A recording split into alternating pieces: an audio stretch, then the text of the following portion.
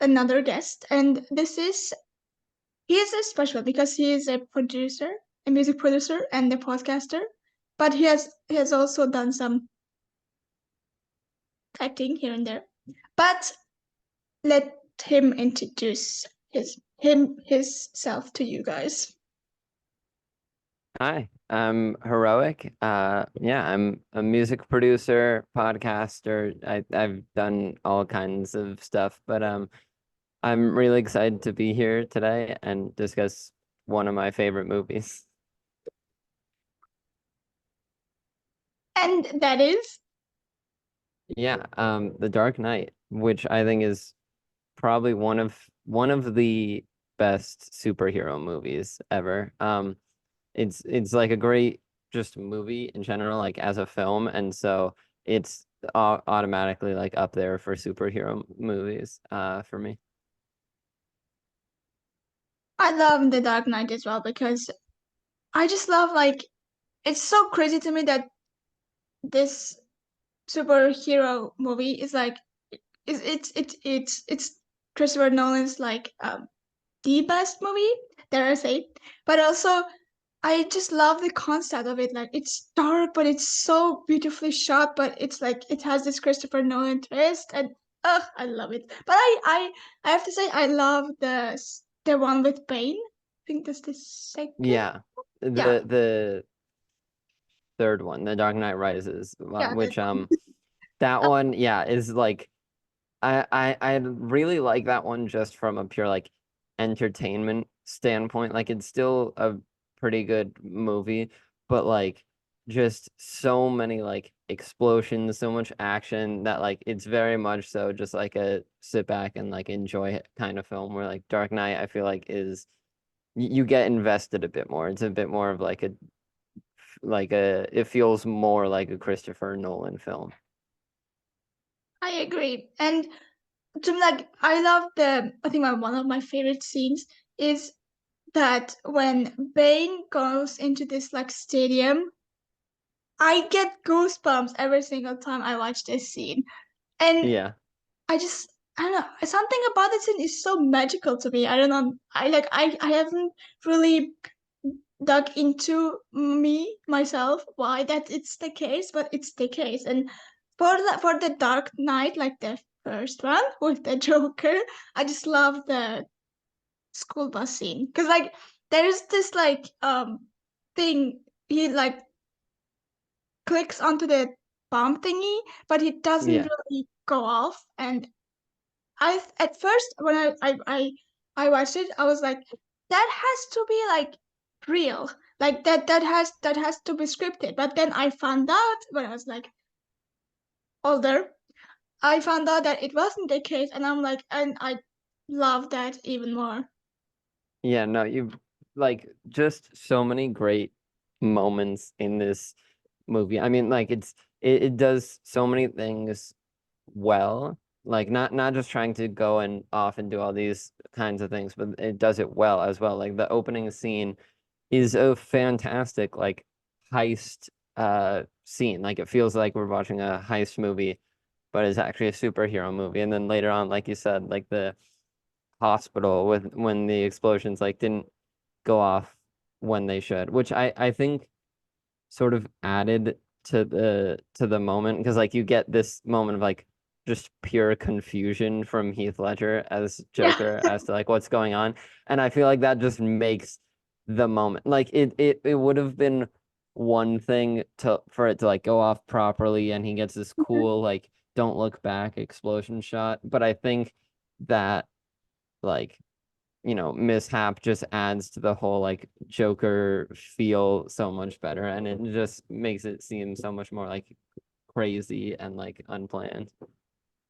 yeah. Another favorite scene of mine is like the one where he like with the what's it with the party scene? I call it the party scene. It's not the party scene, but like when he goes into this gathering and that was actually real. That whole scene was real. Yes, yes, I yes. didn't When know that. I was like, wow. I was like, because you see the pure shock and fear in the eyes of the extras and the The like, yeah, the guests attendee. of the party.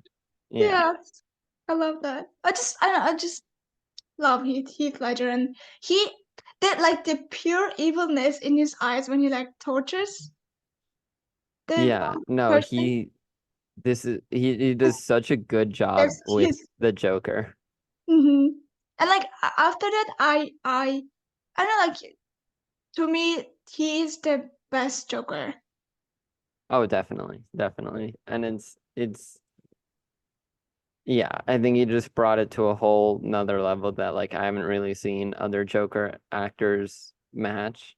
Um, and just like so many iconic moments or lines in this one movie that like, some actors only get that many like throughout their entire career, and he just packed this movie with so many like great moments. And also, it's like very memeable, Yeah.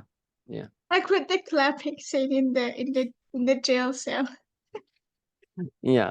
Clapping in the jail cell. I mean, like it is a joke now among like me and my friends, but like the first time that I saw it, it was just horrifying to me. The like pencil scene where he does a magic trick. Like the first time that I saw that, I think I might have actually like yelled out loud. It was so much like, oh, because it's not like, it's one thing to have all these like fantasy fight scenes in other superhero movies where there's like lasers and things like that. And this was just like so like raw and real. And I was like, oh my God, and that makes it worse. And now like my friends and I will quote that line to each other all the time just because it's such an iconic scene. Yes, I just want to watch like again after I know. after this interview. No, I'm gonna watch. I I had a friend who had never seen it, and I was like, "Cool, let's get the friends together. We're watching it because it's a great movie." And it was so funny. Like half the room were like huge fans of this movie. Like me and another one of my friends had like seen it multiple times, knew all the lines that were coming, like would keep quoting it. And then the other half, like didn't really know of the movie. One of them just had never seen it. The other one might have seen like bits and pieces and was like, oh yeah, it's just like a superhero movie. And I was like, no, this is like one of the few things that's a superhero movie, yes, but is also just a fantastic like film in general as a movie. Yes, I know what to say else. I know what to say more than what you just said. Because it's like people think it's a superhero movie, but it's so much more. Like it's see, I can't even like, describe what it is. It's like it like builds and builds and it builds. Like it's so good, just good. The only thing that makes it a superhero movie is like the story or the plot. Because other than that, it's a Christopher Nolan film, which like, is almost always a hit. And like if you just go in with that mindset, like because there are people that I've tried to talk into it and they're like, oh, I don't really like superhero movies. And I was like, go in thinking like, okay, this is a Christopher Nolan movie. It just so happens to be about Batman. And like that I think can like warm it up to some people or get them more likely to get into it.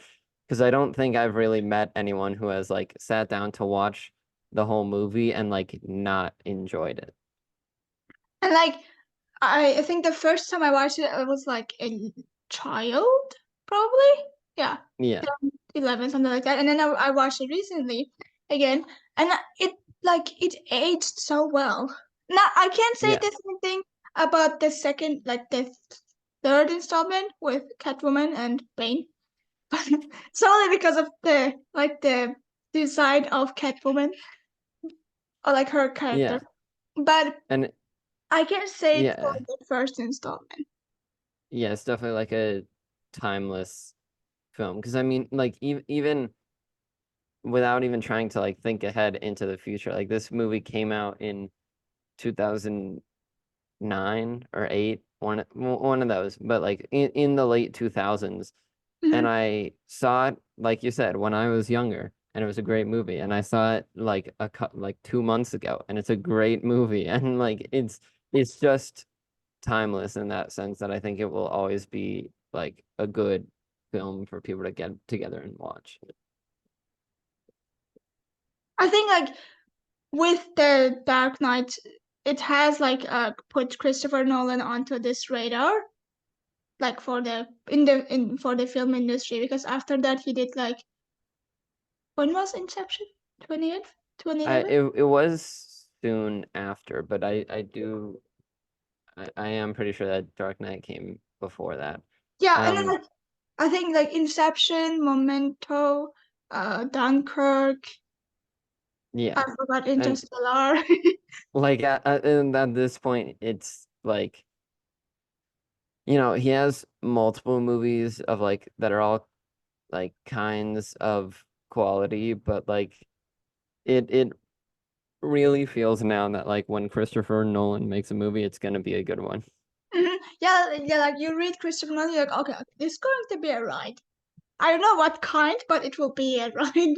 Because like when Oppenheimer came, I was like, this is very interesting. And then I read that he did all of the bomb shots like without CGI. I was like, how do you do that? And then I watched it. I was like, okay, I understand. Like I take everything back that I said about this movie. So I'm like, okay, like Oppenheimer is very weird. Why Oppenheimer? Like he had done Tenet and then Oppenheimer. I was like, weird. And then I watched Oppenheimer. I was like, I get you, I understand you, and I love it. Yeah. Yeah, it's definitely a thing where like he's taking these ideas, or even in the case of Oppenheimer, like historical figures that aren't really mainstream. Like I feel like before this movie came out or like started getting promoted, people might have known who Oppenheimer was or like heard the name, but like it wasn't like it was getting talked about each day or things like that. And now with this movie, it just threw him back into like the pop culture like zeitgeist, and people were talking about it like all the time everywhere. It was always either that or Barbie. Yeah. I mean, I have to say like Barbie and Oppenheimer aren't that like far no, aren't that like what's the name? I'm trying to think. Different. Yeah, aren't that different from one another because it's like both are blockbusters, but both are like centered around one person, and that one person goes through stuff, and both actually go through stuff, but Oppenheimer's obviously worse and um even like historical than Barbie. Yeah, and I feel like it's also like there are just all kinds of connections you can make. I mean, like two great directors also with like Greta Gerwig behind Barbie, but like it's almost perfect the way it lined up in the sense of like you can you have this like Christopher Nolan like piece of art film in Oppenheimer coming out at basically the same time as a like playful, just entertaining movie for Barbie by Greta Gerwig, which like, turned out to be meaningful and had definitely had it. But I think the marketing was definitely like playful, come and just like sit back, be entertained, have fun with this like character that we all like, and was definitely like memeable, getting like, I mean, Margot Robbie is a great actor, but like getting her in it, having John Cena be a mermaid, like all Right. these Yeah. like hilarious moments. That's more.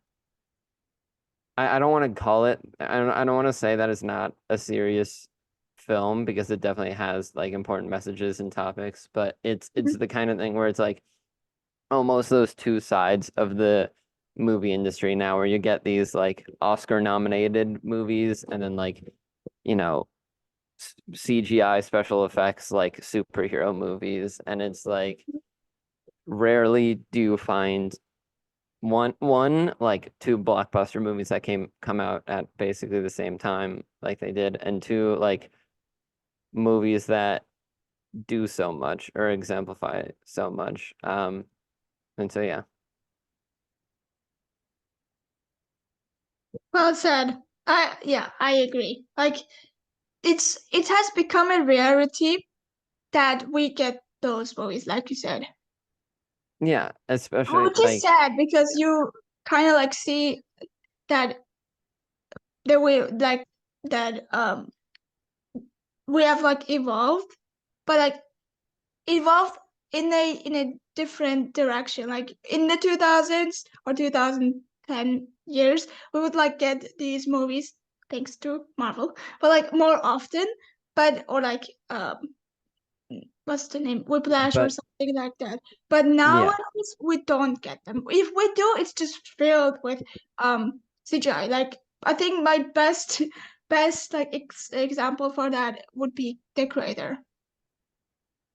Yeah, and it's the one like I'm a huge Marvel fan, but like I the one thing that I will disclaim it with and like get to, which unfortunately I don't see happening, is like I've continued being a fan. When I like a couple years ago, I was a massive fan. I had a Marvel hoodie. I would see all the movies like the day of release, things like that, and it's like it's slowly been going down, not because like I'm just no longer interested, but it's because what made me a fan were like, the MCU when it was like, one movie every couple years or something, because it would add all these new characters. It would develop the MCU storyline, which is what they're doing now and what people want, but it would take the time to like make it a good quality movie and like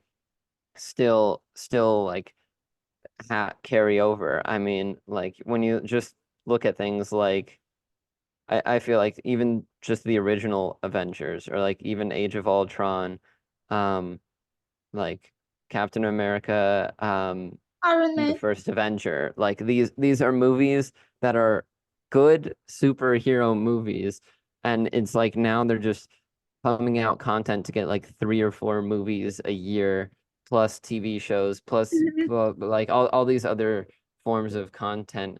And I know it probably won't happen, but my one plea to Marvel is to just like slow down production a bit and go back to that like quality over quantity thing. Like you can still have all of these characters. You can still do the Marvels. You can still have Loki, all these things. Just like slow down and make them better and make them as good as they can be, and then release them. Like you're Marvel. You're not going to be forgotten or go away anytime soon. Yeah, I am. I understand you, and also one thing like I'm not. I love Marvel, and I am pretty good at like where we are right now. But as you said, like just wait a few years and then like give us something like Thunderbolts or what's the newest one? Captain America New Order. I think that's the Yeah, newest. New World Order. Yeah. New World It's Order. in and it's so like I do enjoy the movies. Like when I sat down and watched the Marvels, I had a good time. It was entertaining. It did things for the Marvel storyline, but it's like it was like just like a entertaining, like not fully, but like somewhat turn your brain off kind of film where like Mhm. movies like the like Iron Man trilogy or Captain America trilogy, things like that. Those are just like movies that I will actually like get into and like intently watch and have a great time and things like that. And I just think they need to find more of a balance because the Marvels was definitely like it was entertaining, but less of like a good film as well as like I mean, God, I haven't seen Madam Web yet, but just the reviews that I'm getting are like I can't tell if people are like playing it up or what, but the reviews just seem to be so bad, which like discourages me, and I really need them to. I mean, I'm getting repetitive, but it's just truly because I want it so bad. Just like bring back the good Marvel movies. I understand. Um like I don't like the rather than like putting like doing everything for a TV show, or like I don't know, like in form of a TV show and then a movie, but the movie isn't even good. They should like I said, have some distance, like or have some like years in between projects because like then A, the hype is bigger, B, the hype is bigger, and B is like the quality will be bigger. Like we saw that in the Endgame. No, Endgame? Yeah, Endgame Yeah, like yeah, like that. Endgame hype and Endgame era, should I say. But now it's just like okay, like we have this TV show, you have to have watched this TV show so to understand this reference, this plot. Even though like I'm Yeah. very, I will sound like an hypocrite because I'm very excited for what's the name now? Agatha series. But I'm still Oh, yeah. But Yeah. like It's I'm like, still a bit yeah. scared because I don't want it to be like what we had with the Marvels because I haven't watched the Marvels, nor will I watch the Marvels. And for Madame Web, my friend said it isn't good. So I will skip that. And Yeah, it's like also like it's the also we sorry, got go ahead. like cat what's the name? Aqu Not Aquaman. That's DC. Ant-Man and the Wasp Quantumania. That was a fail. Like that Big time. big time. And I was so hyped for that movie.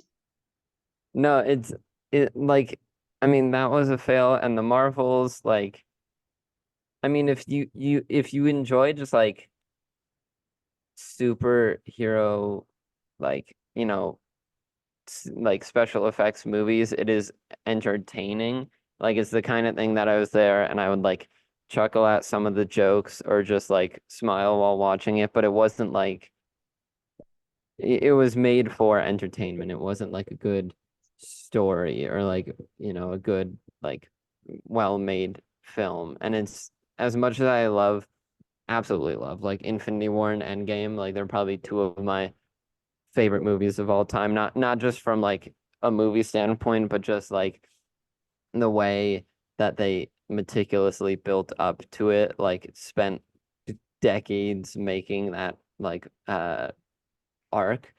Mhm. It's like that made it good. That shows that, take your time and put some quality into it and it'll be great. But at the same time, I feel like that's sort of the starting point of like Marvel going too fast with its like I feel like after Endgame they were like, "Oh, the fans really like getting all these characters for like a big twist or a big like conclusion. Let's just keep doing that." And like quickly came up with all these ways and it's like, "Yes, we do like that. We would like it, but like the way you did it there was a decade long, from Iron Man to Endgame, like long, slow burn. And now it's like they're trying to do that like every couple years, and it's just not gonna work that way because you can't like rush and like have tight deadlines for movies that are like coming up quickly and not and still have it be as good as some of those like earlier Marvel movies. I agree. And also, what is your like standpoint on the Guardians of the Galaxy's trilogy? I think that they should have ended it. I think like it was a good idea to not like just keep pumping out movie. I don't know what it is, but something about Marvel, like three movies seems to be a good amount. Like I don't need a fourth Iron Man. I don't need a fourth Captain. Well, we'll get one, but like the trilogies seem to do enough for the characters that they're based around. And so like Guardians of the Galaxy, like three of these plus the holiday special, which I didn't even see until this It's year. so Like I was good. basically a year late, but like that, it was so much fun to watch. And Mhm. it's like I think it definitely in terms of name movies like Guardians of the Galaxy, they've done enough. But like obviously if they want to include these characters in other projects, other movies, like sure, go ahead. If it makes sense, if it still keeps it like being a good movie, go ahead and do it. Because like ending a trilogy doesn't mean those characters have to just stop, especially if you're making this connected universe thing like Marvel is. Are you excited for Deadpool 3? Absolutely. Me too. I am Uh, so ex I don't think you understand. I am so excited. the way Like you, this, the way you it, just move, just like came so close to the camera. I'm like, oh, exactly. I need to like convey it in some way. It is like because Deadpool is the one thing I think Marvel has really nailed down in like it's like God, it's so complicated. It's like not always, and I'm not saying I don't think they're good, but I'm saying not always like in critics' mind a good film or a good mhm, movie, and yet that's okay because it's not trying to be. It's just this comedic superhero movie that's like a feel good, entertaining time where like, earlier Marvel movies like were trying to be good films as well as superhero movies. Even I think the movies now they're still trying to make them like at some level of quality good, but it doesn't seem to be working. But mhm. like Deadpool is the one thing that like doesn't really matter how critics take it or whether it's a good like piece of film or piece of cinema art because it's just it's like it's like an entertaining just like series like it's just jokes It's so good. it's a comedy that like we talked earlier, Dark Knight isn't a superhero movie, it's a Christopher Nolan movie with a superhero in it. Deadpool isn't a superhero movie, it's a comedy movie with a superhero as the main Yeah. character. Like when you said the MCU, I was like, I had to think about the what's the Marvel Jesus. Yeah, and it's Yeah, I'm really interested to see what they do with it because the whole plot seems to be like him combining with X-Men universe and the MCU and all these things. And it's like I am interested to see where they bring this. yeah, me too. I love the second installment, like But when they went to the X-Men what like headquarters. Oh, I was like, oh, this is X-Men. Okay, it's happening. yeah, but like that's another example. Like, oh, you're getting this new Deadpool movie. We're so excited for it.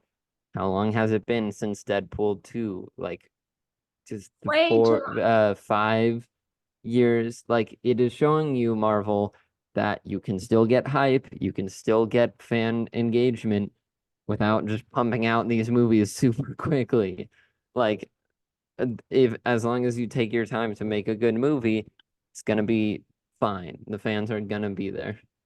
I'm gonna take this clip and then send it to Kevin Feige on Instagram. Thank you. Thank you. Yeah, I think, I don't know why it just hasn't been taking any of my calls. I don't get it. Kevin, I thought we were close friends. I thought you just had a hotline for any Marvel fan to call you directly and give their take. Yeah, it never happened. But yeah, I Never. I'm so excited for Deadpool. Like we'll get one Marvel movie, but it will be a good one. I just hope. I just know and hope that will be the case. Yeah. And I think at least from what the trailer Yeah, shows, it and will also be. like because of the strike, he couldn't like improvise as he used to do. Now I'm like even more like curious about what he could do. Yeah, it's like he couldn't improvise, but I feel like writing for Deadpool is like a specific enough style that if you're a good movie writer, you can sort of get it down pretty quickly. Like you just watch Deadpool 1 and 2 and like a Deadpool Deadpool Christmas or the whatever the PG-13 one is called, and like Yeah, just watch those and you get a sense of like Deadpool's mannerisms and his joke making and like the comedic timing and things like that. I just love that like how it changed the cartridges in his gun in this trailer. It looked so smooth. Yeah. I think it's showing that like, this is like I said, it's gonna be a funny movie, it's gonna be a feel-good movie, but like it's gonna have cool action stuff that we don't really get from other Marvel. Like just like you said, like the slow-mo like gun reloading part of the trailer, I was like, that's going to be so awesome to see on like a big movie theater screen. And it's yeah. I feel like Deadpool is the time when Marvel can sort of just like, everyone working on the film comes together and it's just like, all right, we're gonna have fun with this. And they get to just like almost do whatever. But regardless of the whateverness, it's still good. Like it's still Yeah, entertaining. well, cause that's the point of the movie. It's not this like gritty action thriller. It's not trying to be like a fantastic film. It's just a comedy feel good movie. Just so excited. We've got a few more months to go. Yeah, but there will definitely be there won't be any shortage of content until then. Oh yeah, I like. I just love Ryan and Ryan Reynolds, and so I'm like watching Welcome to Wrexham, and he's just so funny in there as well. But it helps to like build up the hype to for Deadpool 3. Oh, definitely. And it like yeah, I think Ryan Reynolds just as an actor, I feel like a lot of his characters can sort of be the same, like wisecracking, like jokester kind of guy, but like I feel at least in my mind, like for me, that started with Deadpool, like not his acting career, but this like, you know, dry humor, like sarcastic humor that is almost like a given to come with Ryan Reynolds now started with Deadpool. Um, and it's yeah, I'm excited for it because it's interesting that like I can watch Deadpool and have fun with that, but then other comedy movies that Ryan Reynolds is in, I can still have fun with that because it doesn't feel, since he's in the suit so much for Deadpool, it doesn't feel like I'm watching the same face over and over again. I understand, but like also like people are saying, or some of them are saying you're watching a Ryan Reynolds movie, so you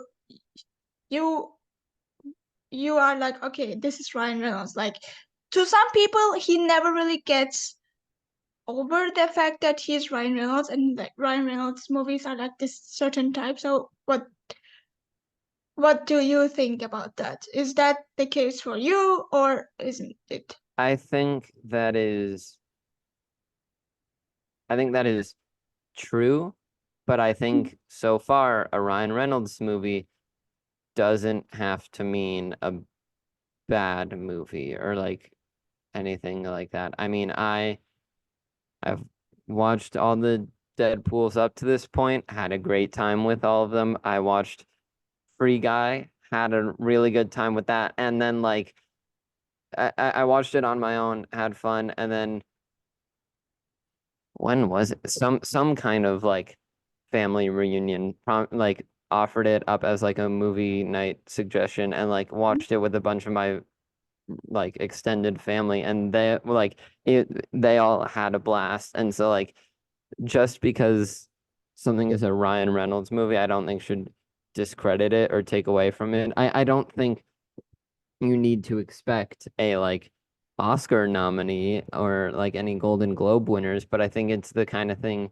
where like it's just another type of movie. Like you don't have it doesn't have to be a negative connotation.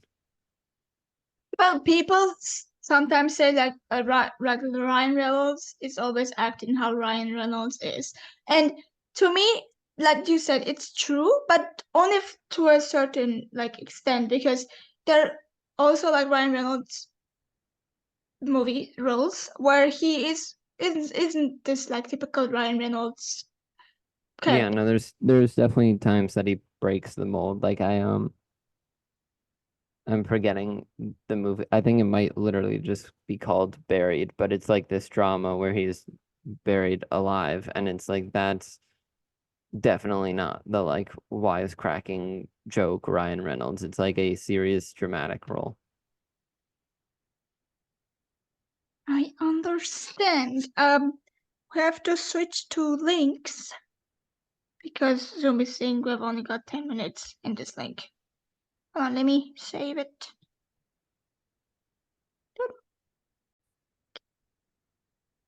So, not only are you a podcaster, but you're also a music producer.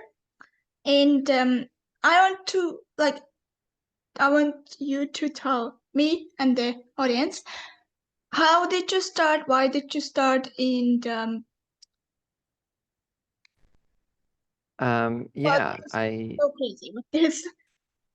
yeah, I think I always had somewhat of an interest in it and like getting to know like from my favorite songs how they were made, things like that.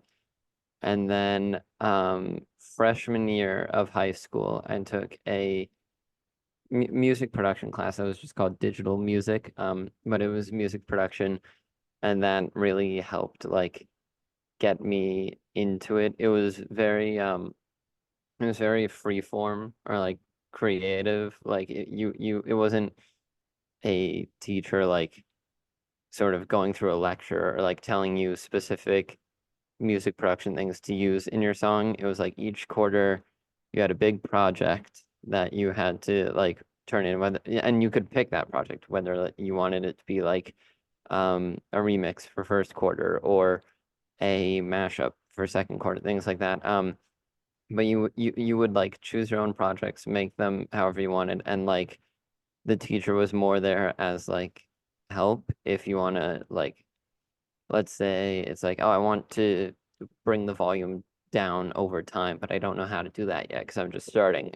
Like, call him over and he will help you tell you how to do that. And just, it was very much more, what do you want from this class? Or like, what's your style of music and how can I help teach you what you need to make that happen?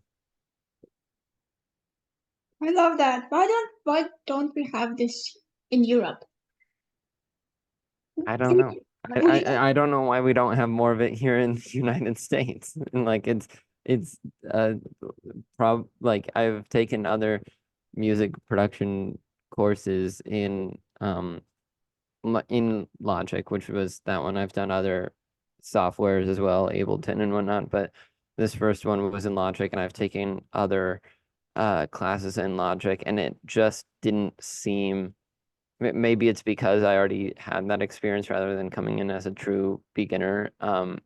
But it just didn't seem like I like that class. I came in knowing nothing about music production and left knowing like all of the basics. And I just haven't gotten that much information in one course beyond that. I love that. Like we only have like for coding and we probably have it like in the actual like in musical in a music university or something like music college. But in the college I went to, we didn't have it. Or like the Yeah, and college I it's dropped out. We definitely didn't have still it. like it's definitely still not like a huge thing here in the States. Like I mean, I I did that class freshman year, like I said. COVID happened for most of my sophomore year, and then I think in junior year, um, I'm pretty sure in junior year, I we were like back in school full time, and I was like starting to make my schedule for the year, and I was like, hey, I really enjoyed this class. Is there like a class similar to it or a second level of it that I can take? And they just, I mean, credit to them, they told me they were working on a second level of that class, but like at the time had nothing else that was really similar to that. They were like, because of how unstructured it is, like you can go and take it again, but like that didn't really interest me. And so because why like at that point I was already like producing my own stuff and even releasing some of it. So at that point it was like, why take a class where I'm like doing what I could just be doing in like with my own equipment anyways, and like And also not you need to wouldn't like like, bring files back and forth. yeah, and also like you wouldn't like learn anything new. Like if you were learning anything new, please go ahead, take that class. But you Well, would yeah, I think it would be the thing of like I could learn things new, like I said, from just like calling the teacher over, but it would have been, I feel like, less than it was the first time because there's fewer just because of me continuing to work on it, there's fewer things that I don't know how to do than I did at the time. Like at the time, I basically knew nothing, and now it's like only every now and then will there be something that I have to like look up or talk to another producer about how to do. or you can just Google or YouTube it. Yeah, yeah, that's yeah. So speaking of producers, like who are your favorite producers? Oh, I mean, we were talking a Give bit me about this the top off 10. camera. Yeah, we were talking about like chain smokers, people like that, Phineas. Um, I think just straight up top three producers, probably Phineas because of like, I mean, he sticks with the artist that he wants to work with, has his own solo stuff, and also like does whatever he wants in the sense of like working on movie soundtracks and things like that. And definitely just seems like he's doing like wherever his career takes him and whatever he wants to do. Um, I think the next one that I would say is probably like probably Marshmello. I mean, there are so many. Probably Marshmello in the sense of like made music, got popular, and is now truly just like doing whatever he wants to do. Whether that's like, I mean, he's done a couple like Spanish albums where he's a producer. He's done he's just produced normal songs that like pop and dance songs that you wouldn't expect. Like if you no one told you you wouldn't know that it's Marshmello, but he's just like a credited producer on it, which I think is so cool. And then even now, like he's been going through release cycles again, and I'm listening to it, and he's getting more into that like really hardcore, like mellow death kind of stuff with Sudden Death, who's another great like EDM artist. And then oh God, there's so many. Um, I'll just rattle off another couple few chain smokers, which I said Alan Walker, Tiesto, You love all also of them. said And then Steve Aoki. yeah, yeah, I want to get into like Steve Aoki is not only do I love to look up to him musically, but just like as a person, just like his work ethic that he puts into everything. Mhm. Um, like I mean, he's releasing music all of the time, like every other every other week. He's always, I feel like, playing shows somewhere or touring. He's has his record label Dim Mak, which like I don't know how he does it all, but I really respect him for doing it all. Yeah, and Like like I'm doing like with music and podcasting and whatnot, I'm doing that all on my own on a much smaller, much smaller scale, and it's so much work. So I couldn't imagine what it's like for him. And one as like we all saw in that Steve Aoki Netflix documentary. Was it Oh documentary? my God. Yeah, no, yeah, that documentary It's was like so great. it's called I'll Sleep When I'm Dead, and I feel like that's truly his mindset because I feel like he doesn't sleep enough. Yeah, like it's Like so the one time in that whole documentary I saw him sleeping was as he's on a private jet flight from one concert to another. And it's like that's just insane. Like it's not like he has a break and he rests and sleeps then. No, he just finished one work thing and is going to another one and he's sleeping then. So that's just insane, and I respect him for that. And I love all the not only like the remixes and him embracing being a DJ more, like he's an artist, he's a producer, but he's also like a DJ, which I think he embraces and accepts. Um, but I also really enjoy his like remixes of songs that like we already know. Like I mean things I'm trying to think like I think yeah, he had one in Hero Quest 2, his latest album. He had one remake that I really liked. I think it was I don't know. I think it was a remake of Kids by MGMT. And then like just literally yesterday, I was walking around listening to his new song "Get Lower" with Lil Jon, which is like, Yeah. obviously a remake of like, yeah, you have Lil Jon bring like that same like to the window to the wall energy, but it's just like a much more like dancey EDM song and things like that. And so yeah, he's definitely someone I really respect. Have you listened to the Impulsive episode with Steve Aoki? Yeah, It's I've so good.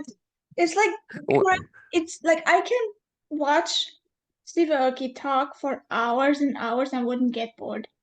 I really could, and as great or embarrassing as people think it is, because I'm a huge fan of it, and I know other people are, and I also know other people who ridicule people like me for this. I haven't just listened to the Impulsive episode with Steve Aoki. I've listened to every single Impulsive episode. Same, same, me too.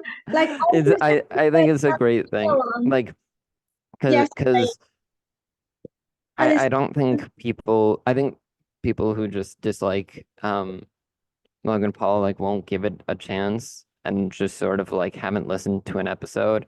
But it's like it regardless of him being the name of the brand or the main host, like there's I mean, they've had so many A-lister celebrities on that like there's They have probably someone you really Akon, like who's been on the show and you're missing Akon, out. Yeah, and you're missing out on a Akon. great interview. There are like Rick. Okay, I haven't listened to the Rick Ross one yet. It's on my That watch list. one's good. That But one, I mean, the whole time, because I love Rick Ross from Purple Lamborghini with Skrillex, and I was really hoping they would talk about it, and they didn't really talk about it. But like other than that, it's a fantastic interview. wait, you know Rick Ross from that song? Well, obviously I know like multiple of his songs, but one of Okay, my I was favorites like, is oh my Purple god. Lamborghini. Wait, Like, wait. no, yeah, I definitely know Rick Ross from other songs. Don't worry. No, like I get like very protective over the artist I've been a fan of, and I'm like, newbie.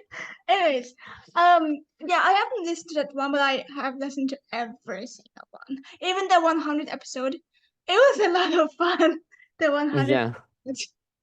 the aliens and the tattoo and the piercing, and then No, and like they've said it in the past that it's less of a well, I mean, there are definitely episodes that's a podcast, but like less of a podcast and more of a show. And as someone who always like consumes it from YouTube, like I don't listen to it on Spotify or anything. I absolutely get that because there are episodes that I feel like I would have no clue what's going on if I didn't have a visual to oh go yeah, along with it. especially like the 100th episode. Oh my God, 100th episode was wild. Like, Yeah. having the Rocka twins on to talk about Talk to Me, like, and they like body slam through the table.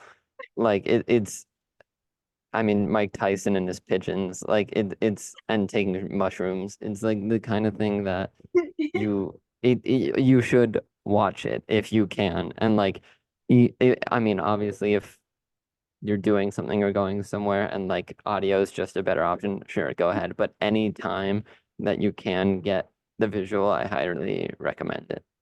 But I sometimes miss George, but then I'm like, Mike is doing a great job. Mike's doing a great job, and I've started listening to George's solo podcast, and that's fantastic as well, and so good. Like it's I don't think he is like at a disadvantage by any means having left Impulsive, because I think if anything he's gotten better as a podcaster, because now it's not like he has these like sidebars each episode. He's now the host of every episode, and you get to see him a lot more in his own podcast. And he's in his own right getting A-list celebrities. He's had, I mean, um, I what's the one I just watched? I just, oh my God, I can't. I mean, he's had big people like Patrick Bet David, whatnot, but there's one I'm thinking of that I just watched like the other day. That was huge. But I mean, beyond that, he's had people like Andrew Tate on. He's had these Vivek Ramaswamy. That's what I was thinking of. Who I just watched yesterday, and he's had all of these very like still A-listers, still very important people on, but like in an interesting way. A lot of them aren't guests that would come on Impulsive, I feel like, if that makes any sense. Like Vivek Ramaswamy is like A or B list celebrity, like obviously gotten a lot of notoriety from running for president here in the States. Mhm. But then it went on George's podcast. Great podcast. I listened to the whole thing, but like I feel like wouldn't have been a the greatest guest for Impulsive. Okay, so what is your favorite Impulsive episode? Oh my God, my favorite. That's so Me? hard. I just from like a laughing comedy entertainment standpoint, I think it would be probably some like whatever the best boys only episode would was. But from I don't think I have, I mean, because they have so many episodes, I don't think I would have one like favorite guest episode, but like let's see, just some that stick in my mind. Um, Chain Smokers, uh, Steve Aoki, like you said. I'm trying to think. Um, I think Arnold Schwarzenegger was a great episode. Um, yeah, but there's so many that are really good. Lamar Odom. Oh my God, that's like one of their earlier ones, but that was a great episode. I agree. Um, so yeah, it's definitely hard to pick a favorite because they're also you're getting different um things from each episode. Like I'm watching the Lamar Odom episode because I like Lamar Odom and I'm interested in basketball as a basketball fan and things like that. And then I'm watching Chainsmokers and Steve Aoki because I'm a fan of their music and things like that. And then I'm watching Boys Only just because I think they're going to be entertaining. And so it's like you're truly getting a different result from every episode. I think mine would be Akon, uh, Shaq, Oh Francis. my God, yes. How did I forget Shaq, about Shaq? That's one of my favorites. um, he's like, he's like, what about coffee at 3 a.m.? You just spent $3,000, and he's like, yes, I was that. And his No, brain, and just like the hilarious complication that they had, like accidentally sending him away too early. Because like as someone who runs a podcast, like there's obviously problems that arise every now and then with like scheduling or technical oh difficulties yes, or things. as we And had. Impulsive seems like this huge like production that's running smoothly. They have it all down, and like to see them just so publicly admit that they had an embarrassing like mishap with Shaq, it's comforting and it's funny and comedic to like see that episode and like hear about that problem, but it's also just like comforting as a podcast host. Is like, okay, these things happen. There's no reason to throw away the episode to need to redo the whole thing. You just leave it as it is. And also like I love that we can like witness how much the boys have like matured, and uh, it's just so beautiful to see like this their Yeah.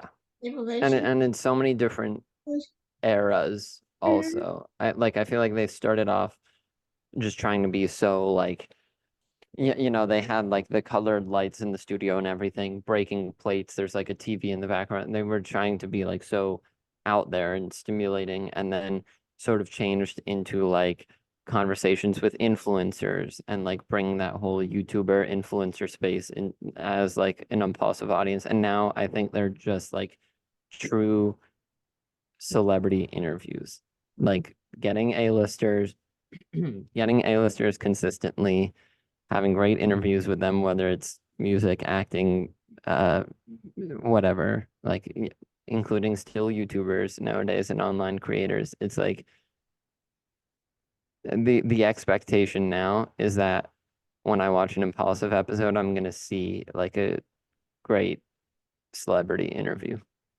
Yep. And like their questions and everything is just so like inspiring to do, as a podcaster. It's yeah, they're hitting all the marks of like being a great great podcast and like getting all these great celebrity interviews, and then there's still like the comedy of the co-host and just like the boys only with like the driveway question and things like that. And like I have to admit, like I have stolen some questions from them time to time. But what can I say? Like But some also it's not like it's their questions. Like if you ask someone, um, if you ask someone like me, as a music person, like how they got started, and they just so happen to have done the same thing. You're not stealing from them. That's just a good interview question to ask someone in music. yeah, see, like all my questions are like on are like happening on the spot or on top of my head. So I don't have a script, and people are like my guests have been so like surprised by that because apparently that's not the case in this industry. It's definitely, I mean, I think there are podcasters that do it. I like, admittedly, I have most of the questions. Like most of like a lot of times, I mean, it's not a secret. Watch any two of my episodes and you'll see this. I have recurring questions based on the guests, like um top favorite artist, how did you get started? What's your creative process? Like I have questions like that. And then for depending on the guest, I'll have like small notes to the side that I want to like make sure I get to at some point. Yeah, I was like I didn't want to like forget anything, so I like screenshotted our email conversation in my on my phone, and I was like, okay, But like this also is fine because like this is just more of a I mean like I do much more like interview focused podcasts with guests who come on and I'm trying to get to know about them. And that's like, you should have notes. You should know who your guest is and do some research. But this, I feel like you have the freedom to just have it be like a free flowing conversation about whatever movie they want to come on and talk. Like, I mean, the only planning we had for this was the time when we want to do it and talking about The Dark Knight and look back on all the things we talked about from Dark Knight, yeah, Marvel, yeah, Impulse. Like it's not, you don't need it to be planned for it to go well. correct. But I'm just such a perfectionist, so I have to do that just to feel like safe and feel like prepared. Because even though like when we have like technical issues, I was like, oh, okay, it's like 7 p.m. Oh, you have to go at 15 minutes. I'm like, Yeah, no, it's these things happen, but it's not like it will still be a good product. oh It'll yeah, still be a good I will podcast like to go. I will send that clip to Mr. Kevin Feige. Oh my God. Appreciate it. One of these I'm days seeing you. I'm gonna get a random evil from like Kevin@marvel.com and be like, wow, wow. They really sent the clip. I'll He send you really saw it. He really saw it. I'll send you a DM of the like a screenshot of the DM of the Sounds good. yeah. Anyways, I know you have to go and I want to like wrap this up. And so Yeah. thank you so much for doing this. And I really had so much fun. Like I left some more. I've like fangirled a little bit about that Wolverine. So Yeah, yeah, no, I hope you it had the was same experience. yeah, it was a great time. Thank you so much for having me on. And yeah, Dark Knight, one of the best superhero movies of all time. Also, like thank you so much for the so that the what's it called, the suggestion to be on the show, because I was like, this is interesting. Like I didn't know what I was like going into with this. I knew like you would talk about the Dark Knight, but I didn't know that we would have so much fun about just talking. Like, that's why I like having guests, because you start one thing and then you like evolve, and then we have this episode. And okay, so I'm shutting up now. Yeah, I have to go. No, but it was a thing of like I came on here, hey, I'm a music producer. I like to talk about movies. Let's do a podcast. And like it turns out that we have so much more in common beyond that. So before I let you go, plug everything that you have going on. Yeah, absolutely. Music is just heroic, Heroek. Heroic but spelled funky, I like to say. Find me on Spotify, YouTube, any streaming platform. YouTube is also where I have my podcast, Hero's Journey Podcast, at Heroic Music on Instagram. That's Heroek Music. And then I also somewhat recently started a merch slash clothing line, which I think is really awesome. And it's as much as it is based around me and my brand, it doesn't have my face on it, my branding. So it is true like apparel that you can wear out and about wherever you're going. And it's not clearly outwardly like YouTuber merch. It just looks like really sleek, cool clothing. So check out Quest Clothing. That's in all of my into long, somewhat complicated URL, which I'm trying to fix. But for now, I would say just like go to Instagram, click that link in bio, check out my you know what, just go to the Instagram. Instagram has everything. All the links you need, all the music you want, all the podcasts, it's on Instagram. So that's probably where I spend most of my time. Same. So I'll link it. I would put the link into the show notes for you And guys. feel free to reach out if anyone's listening. Like literally, if you want to make music together, reach out. If you want to be on my podcast, reach out. If you want to just say that you saw me on this podcast and you agreed with me, reach out. Like I love talking to people. So Also, like most of my listeners are from the US, so that's great. perfect. Perfect. And thank you so much again for having me on. Thank you. I wish you a great. What time is it? No. 11:21. So I'll probably Okay. go grab lunch AM. Great AM. because Like I'm hungry because I haven't had good breakfast morning. today. Anyways, yeah. Enjoy your day, and I'll will send you when this episode comes out, which is actually tomorrow. So I will put a Oh, reminder, I guess.